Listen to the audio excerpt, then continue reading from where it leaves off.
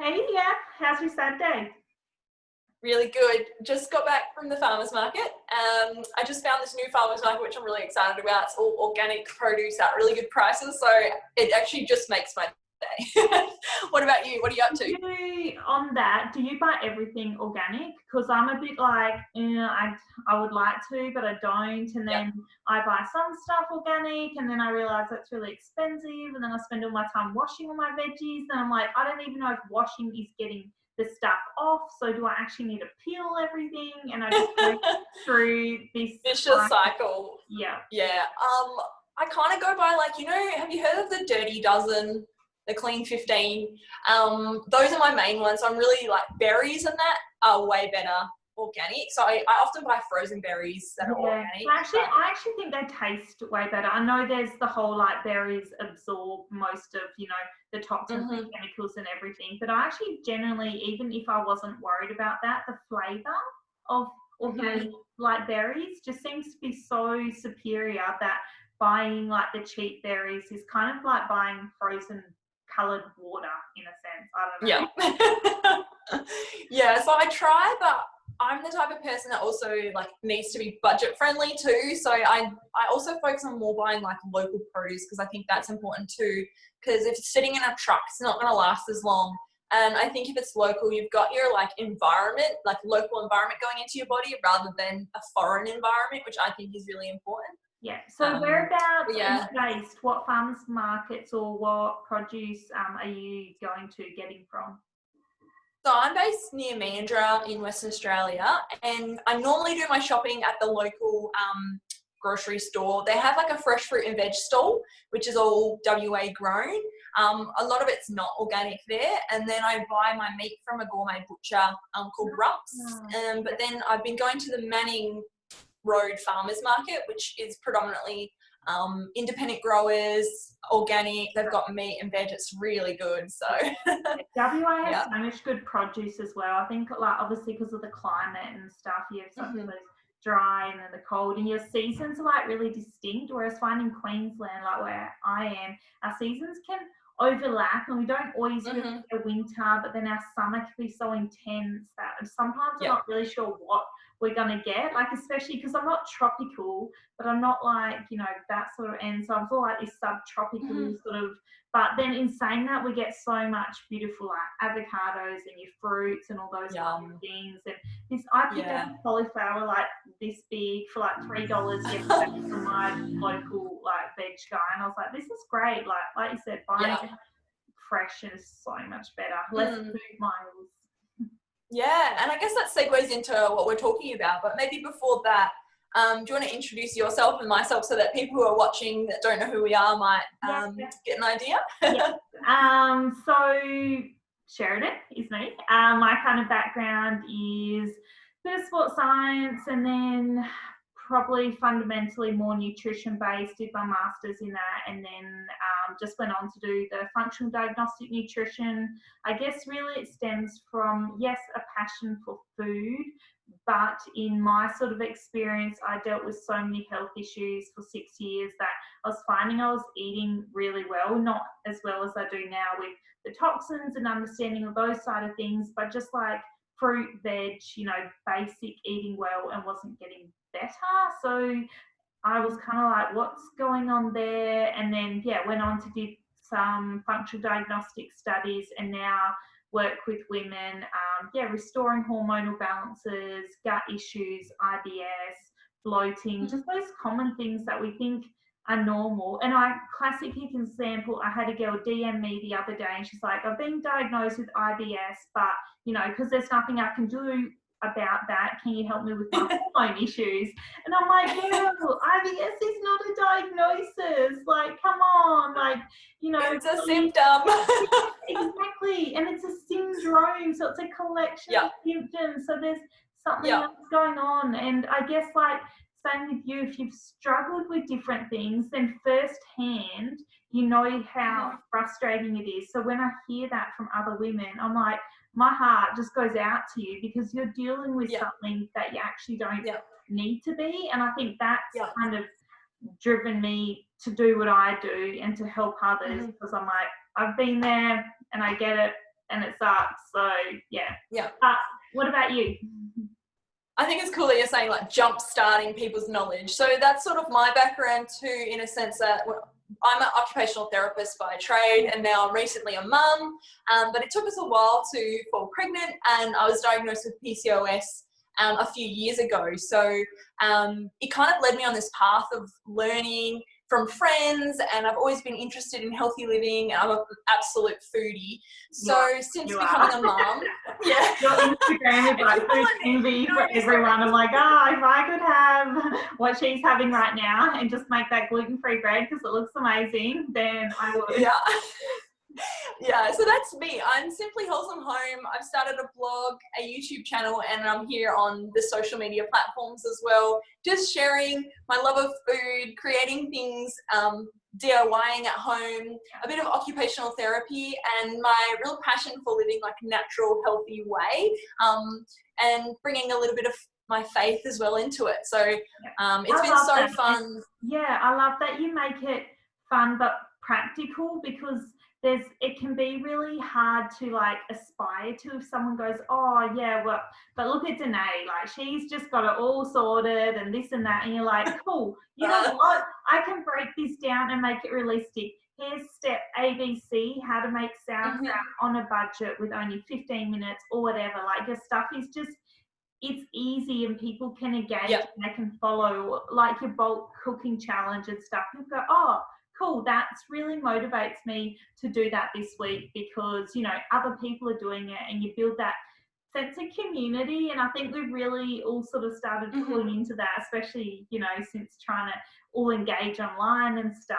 But yeah, I love the way you do that, and you connect with other mums or other people struggling with fertility, and making it, I guess, normal. Like, yes, it took me a while to fall pregnant, but, you know, look, this is possible, and you can do this, or you can achieve these things still, rather than going, well, that's my diagnosis, I'm done. Yeah, I think that's my frustration from what over the years you learn, and you can't unknow what you know. And going to a GP or other professional, I sometimes feel frustrated. I mean, that's not their fault that they know what they know, but it's so surface level, and looking at the root cause is really a massive passion for me. So I think you can't really separate it. And I think, like you're saying, practical, that's what we want to do today. We want to talk about inflammation in a really practical way, because I think it's this misunderstanding that all inflammation is bad, which it's not. We know it's a natural response in our body that we need for immune boosting, and we need it to recover from different like injuries, like if you have a cut or whichever, but it can be triggered unnaturally as well. And I think we want to make it kind of, I guess maybe a term basic comes to mind, and just like simplify so we can apply this to our life, rather than it being like, I have inflammation, I don't know what to do. Yeah. So maybe we could just chat a little bit about what it is. Yeah, so do you have any experiences? Like, what was your experience with inflammation, so to speak? Because obviously it's going to look different for you, and it's going to look different for me, and it's going to look different for, you know, our friends and clients and people that we see. So for me, PCOS is really linked with inflammation. So the more inflammation you have, your hormones are going to get out of whack, your insulin won't balance. So for me, I think inflammation and PCOS are really linked. Other things like persistent acne, I know that since reducing toxins, using natural detergents, things like that, my acne has significantly decreased. And then as far as my family goes, my husband experiences rosacea and targin, which is linked with inflammation. So rosacea is like a reddening of the cheeks. He's got quite flaky skin, and also targin, which is an eye condition, which over time can be from sunlight, but also increasing things like yeast in your like alcohol and things like that will stem into targin. And then my son, he was recently diagnosed with atopic dermatitis, which is like the baby eczema. So yeah, bit of everything. What about you? Yeah, the dermatitis stuff, like I had that quite bad as a kid, just sort of like a little bit of skin stuff, but not too much on my skin, but definitely scalp and dandruff, but it was more than dandruff. Like I don't think I sort of looked into it, and I don't think it's full psoriasis, as in fact I've got an autoimmune condition. You know, it's possible, but it's more the dermatitis stuff because it comes and goes. It flares up if I'm stressed or my hormones get out of whack. So for me, when inflammation's increased in my body, so personally, because I struggled with a lot of gut issues and the parasites, the bacteria, the candida, all those things which caused a lot of inflammation and damage in my large intestine, now my body's still quite sensitive to it. So if there's inflammation, I see it, like you said, in acne, definitely when hormones go out of whack, body's like, let's just push all those toxins out your face. And then definitely the scalp stuff as well. So that's probably my two biggest forms of it. Like you said, stress, like I'm a type A personality, so I'm just like, go, go, go, go, go. I want all the things. I want to do all the things I can. Like, this is great. That's totally me. Yes. And then our body just goes, nah. Or what happens is inflammation. So your cortisol, like you said, drives up your testosterone, so your stress hormones. And that's like classic of PCOS is, you know, you might lose your periods because you're stressed or whatnot and you've got low progesterone, but because it's driven up that testosterone, so you've got two of the criteria, and then you're like, but it comes back down to cortisol, which is kind of coming from inflammation, and then I've got these things going on in my body, and then I'm not ovulating, so it's just like this turmoil, and I think we can both, resonate and go, it's all linked. I think like, for me, our body gives us like traffic signals, so like a traffic light system, and that's how I think about it practically. Our skin is the biggest organ in our body, and it's telling us there's something wrong going internally. Same thing with, for women, your reproductive system. There's a book by Lisa Hendrickson Jack. I love her podcast, Fertility Friday. She wrote, it's called, she's so good. We can link that below as well, any of the resources that we talk about. But her book's called The Fifth Vital Sign, and it is a vital sign. And I think for too long, we've been kind of bypassing like period issues, hormone imbalances, acne problems as just normal puberty or growing up or things that women in general have to deal with. And we're talking about women here. But it's so much more than that. So what did you find worked for you to reduce inflammation, or what do you do on like a day-to-day basis to try and keep that down, besides, you know, trying not to do all the things all the time? What other things help, you know, with inflammation reduction? So I'll name a few, but for me, I'm not like a really detailed person. I kind of do things in broad kind of terms. So one of the things is a predominantly whole foods diet. I love to eat from scratch. I think this is really important to reduce processed foods because those contain a lot of chemicals that increase the toxicity levels in our body. And then I also go kind of by like an 80-20 rule. So like I might splurge out on the weekends. I'm not afraid of cake, but I also know that during the week, especially, I need to feed my family and feed myself whole foods. And the next thing would be like taking supplements. So I do take a variety of supplements, like a good probiotic. Omegas are really good for reducing inflammation. And I think some people would argue that you can get all of your nutrients from a good diet, but unfortunately a lot of the soils we have don't contain the nutrients that we need. So that's another part of it. Right now I'm on a gluten and dairy-free diet to help my son's inflammation decrease, and then I'm hoping to sort of introduce fermented foods, fermented versions of those foods. So like a really good homemade sourdough, some kefir, milk kefir, and I already eat a lot of like sauerkraut and fermented vegetables because that helps me to have a good gut lining and helps with detoxifying. So those are kind of some of the ways, but another practical way is by reducing plastics. The more I research, the more I know that plastics, especially when you're heating them up in like the microwave or on the stove or wherever, you shouldn't heat plastics on the stove. I put this microwave, but hey, let me just stick on my cooktop. Actually, I've seen people do that before. This mum once forgot that her, it wasn't a gas, it was electronic like cooktop, and she forgot that it was on, and she put her blender on it, and the whole thing just started melting onto the top. Classic no go. Don't do that. Don't do that with like your family or something. No. So yeah, other things that contain plastics include like your non-stick pans, which is something I'm trying to sort of alternate into more cast iron cooking. But what are some things that you do to help Well, yeah, wear the like stuff? lots of the stuff, yeah, lots of the stuff that you said. I love the vitamin and mineral thing that you touched on, because I run like the hair trace mineral analysis in women, as well as like organic acids testing. So you're looking at B vitamins and things.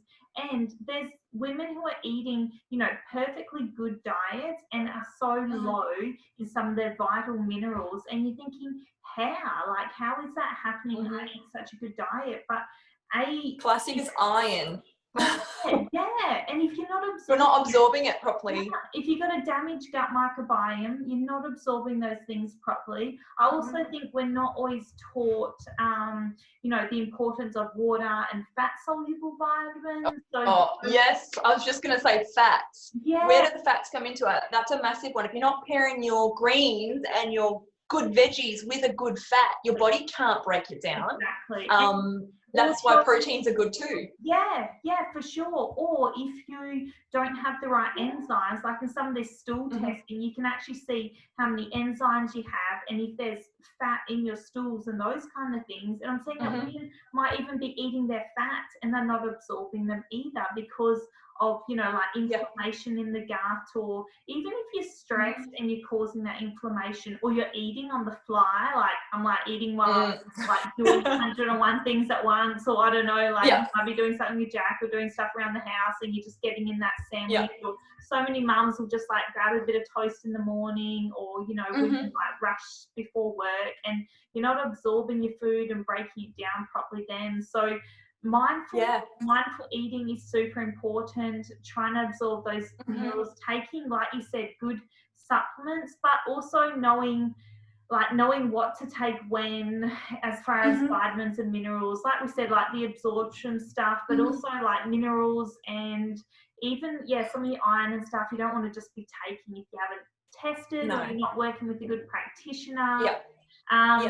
Definitely, like you said, your omegas, I do a lot of that. Or smoothies, I put like L-glutamine and collagen into smoothies. Yeah, collagen's huge, and that's why bone broth's so good, because bone broth contains your collagens, it contains your gelatins, but it also contains active enzymes. So a lot of our cooked foods, the enzymes is taken out of it, but with the bone broth, the beauty of it is the enzymes are added back in. So that's why the raw food diet is so popular too, because the enzymes are still there, but by having bone broth, which you can throw into your stock, on top of your veggies, you can drink it, that contains active enzymes too. And aside from that, if it wasn't so nutritious as well, I actually find it really calming. Like to have a warm thing of like bone broth, or even if it was just soup, say, but that warm, like, it's quite grounding, like if that makes sense. Yeah, like, definitely.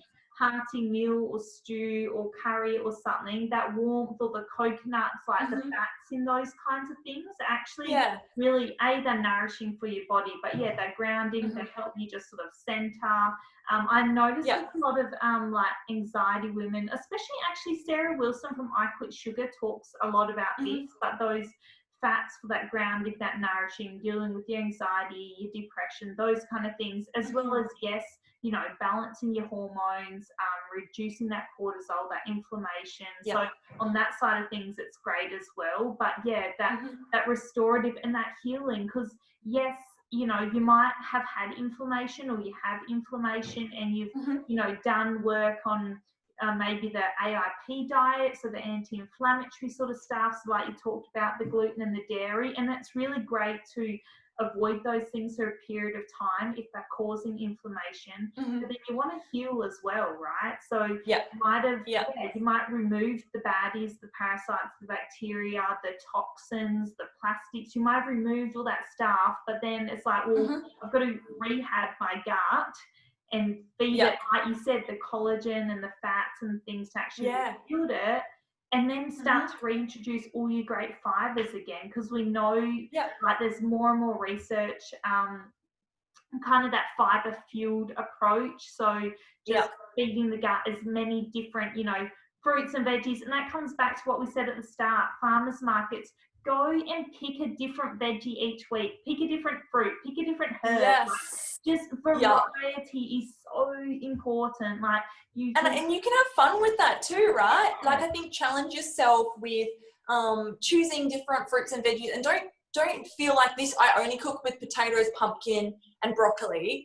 But there's so much out there, and then if you're buying seasonally, it's going to be better quality produce as well. But I think like we've mentioned quite a few things, like, you know, you've got your bone broths, your collagen. Another thing that comes to mind is your turmeric, your gingers, your onion, which are anti-inflammatory as well. You can make your soups. It doesn't have to be complicated. And I think if you overthink it, that's when we don't do anything at all. I was listening to a podcast this morning all about nutrient density and being aware of the nutrient density in foods and how to extract that nutrient density out of your food. So incorporating things like your livers and those things you get a bit wary of, but then once you have them, you know how beneficial they can be. 100%. Same thing with your kefirs and your good quality yogurts and things like that. I think are really helpful. Like you said, once you start, and we will, because for you guys listening, we've probably rattled off like 1,000 different things, and you're like, whoa, okay, you two just calm down. Like, we will link in, you know, we'll make a document or something for you guys, and we'll link it in so you can be like, oh, cool, that's right, that's what they talked about.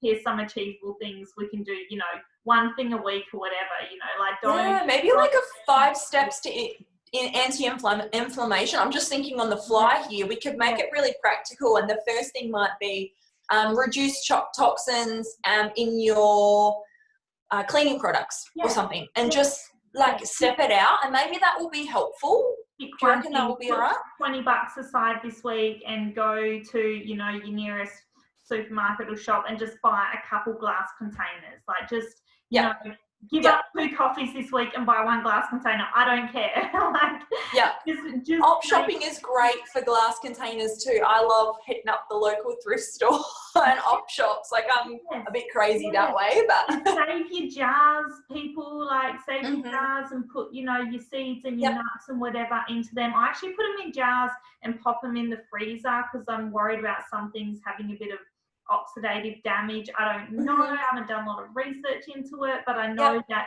nuts and seeds can go a bit funky over time. So you can activate them, but that's a whole nother process, right? Like, that just adds a whole to nother it. podcast. Like, how many things do you want to do? I totally agree.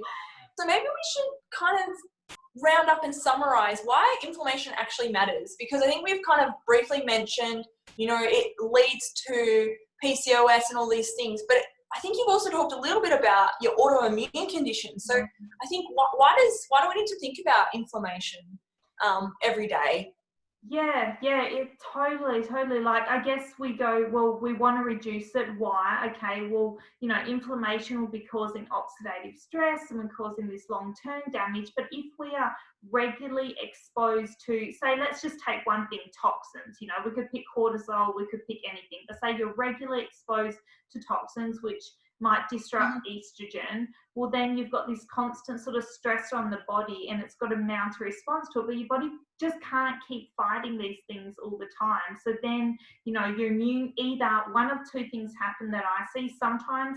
It's called SIG-IgA if you do a GI map, but it goes really low. So it just means that your body sort of gives up and it stops fighting things. Like, you might have really low, like I had really low white blood cell count for years, neutropenic, just because I had so much inflammation and gut stuff. My body just couldn't handle it. My immune response just sort of gave up. So it kind of goes to one end, and then you seem to get sick all the time. You can't fight pathogens. You can't fight parasites. You can't restore that balance.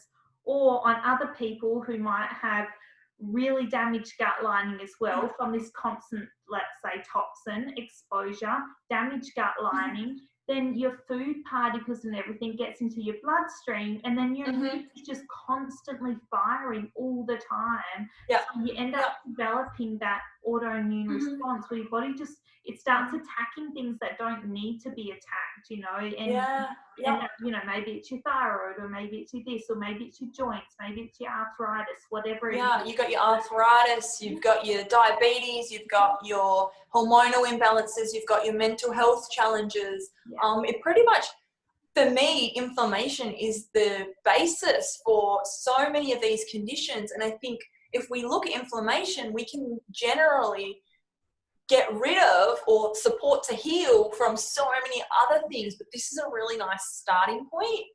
And maybe we could talk a little bit about a couple of our favorite resources to help people to go elsewhere. I know for me, one of my favorites is the Western Price Foundation. They have 7 steps, I believe it's 7, for a good diet, and they talk about healthy fats, they talk about eating fermented foods, they talk about reducing toxins. So they kind of step it out in a nice like free email, like you get an email a week or every couple of days, and it just breaks it down. They also have a really good podcast on that as well. Awesome. And then my other one would be Fertility Friday for sure. What are some of your favorite resources? If it's inflammation based, like if you have, say you have an autoimmune condition, and if you don't stress, it's not over, it doesn't mean that doing all these things is useless. That's still definitely going to help, and you can live with an autoimmune condition but not have the day-to-day symptoms. Kind of like PCOS. You can be prone to PCOS, but it doesn't mean that you have to have Hashimoto's acne, or you develop another they can be autoimmune. in hibernation. Exactly. Dr. Amy Myers, I'll link her in. Her stuff is incredible, awesome research, awesome podcast. She's got heaps of free resources on autoimmune stuff. And Kreshna, his leaky gut lining immune stuff, his resources are wonderful, but also period inflammation stuff, the period repair manual. Follow Lara Bryden on Instagram. And lastly, if it's gut stuff, like if you've done the AIP stuff with Amy Myers or Chris Kressner, and you've sort of got on top of your autoimmune thing, Dr. Will Birchless, I'm going to say it wrong, his book Fiber Fueled is just cool. He is incredible, and I just, please buy the book, people, read it. It's like the period repair manual by Lara Bryden. Every female I see as a client, I'm like, please just go buy that book first, or it's like a little hand manual that you can just read and go from there. I think definitely, and that's really practical for people. So that's it. That's awesome. And like we said, we're going to put together a bit of a tip sheet and maybe a bit of a starting point for you. Maybe we could just summarize, if there was one thing that we could start with. I know you just mentioned the book. If there's one thing that you think is a really good starting point for someone working on inflammation, what would it be for you? It'd probably be with diet. Short term, remove gluten and dairy and see how you feel. Okay, it's not forever. Do it for 4 to 6 weeks. Remove inflammation from those sources and add in, some good fats and a few more fruits and veggies. Just start with the basics with that. For me, would be diet, and see how you feel, because it might not be a whole autoimmune issue. It might just really be a short-term healing thing. So you just need to detoxify. Start with the basics, and if it's not getting better after doing those 2 things, removing some inflammatories and adding in some good foods, then you've got to dig a bit deeper. And then you can talk to yourself or another trustworthy health professional to get support. For me, one of the things, I think food for me is the ultimate, because what we put in our bodies is what's going to result or come out, the whole Nutrigrain ad, what you put in is what you get out. But I guess the other practical thing is, I could say so many, detoxifying your home, but the first thing would be products. Oh my God, I know. I've got way too many. I think cleaning products, because we put them on all our surfaces. It's where our kids crawl on the floor. You breathe them in. If you start there, I think it's something really tangible. And I think if you have something, you reward yourself by seeing, okay, now I have all these natural products, so essential oils. You got like your toe that's come out now, which is more natural. You're going to save yourself money too, because a lot of these, you pay for essential oils initially, and then you can create all of these home cleaning products. But that's a really tangible start. So give yourself a big head start in that way, so you're not feeling overwhelmed. But so this was really fun. We shouldn't keep rambling on. I know. If you got to the end, you are amazing, and you know. So where can we find you? So on my Instagram is probably where I'm the most active. So Sheradyn_Functional Nutrition. It will be in the notes, or you'll be able to see this hopefully on my Instagram. Just DM me through there if you've got any questions, or jump in my bio and check out my website and send me some messages through there. What about you? So you can find me at simplyWholesomehome.com, or on Instagram at simplyWholesomehome, or Facebook at simplyWholesomehome. Feel free to email or DM me. I'm really happy to have a chat, and I'll be sharing inspirational ways of practically bringing this stuff into your life over the next few weeks. So stay tuned. Awesome. Well, good to chat, and do enjoy the rest of your day, and hopefully we'll be collabing soon on another video. Yes, I can't wait. All right, see ya.